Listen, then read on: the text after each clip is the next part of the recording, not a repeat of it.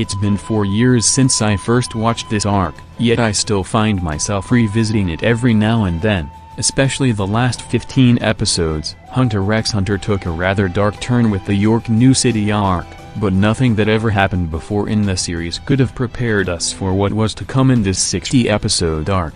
It is, of course, not without its problems. Episode after episode of mindless ant fights, no Kurapika and no Hisoka, but where this arc wins, is in the depth of its storytelling.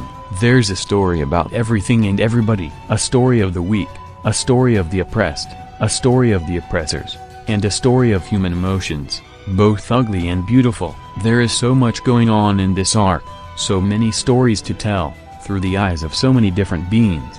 It is pointless to think about what the core message of the arc is. It's for you to decide. For me, it was the fact that it shows us the humane side of the devil, and the devilish side of us war-waging humans. We go through the painful transformation of our main character Gon into something which is not human. At the same time, we see our main villain become more and more human. This dichotomy was not rushed, rather blended beautifully with passing time, all thanks to the amazing writing by Togashi. Props to Togashi for giving us one of the best ironies in anime stories. On the one hand, we have the protagonist we have been rooting for go down such a dark path, that he kills for revenge. No noble causes, no heroic feats, nothing we would expect from a shonen, and yet, it is such a refreshing take. It made us realize that Gon is just a boy. It's only human for him to want nothing but revenge. On the other hand, we have the ever-so-almighty villain, who is portrayed as someone who cannot be killed from the get-go.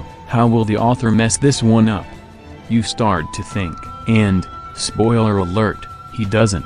Murwam is the perfect example of how you write an OP villain. In Togashi's case, he was given enough human elements as the arc proceeded. Elements in the form of Shoulder Devil, the 3 Royal Guards, and the Shoulder Angel, Kamugi, create enough conflict and conundrum in Murwam's mind for him to develop breathtakingly.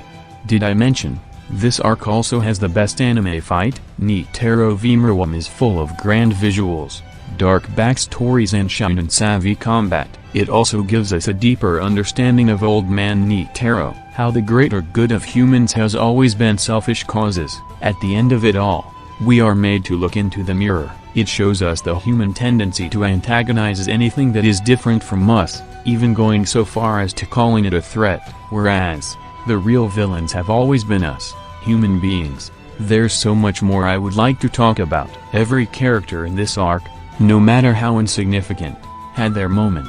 Everyone has personality, and it kills me to not get to talk about Murwam x Kamugi. So, I would like you to experience this for yourself. It's something you cannot and should not miss out on. Chimera Ant Arc, the greatest story ever told.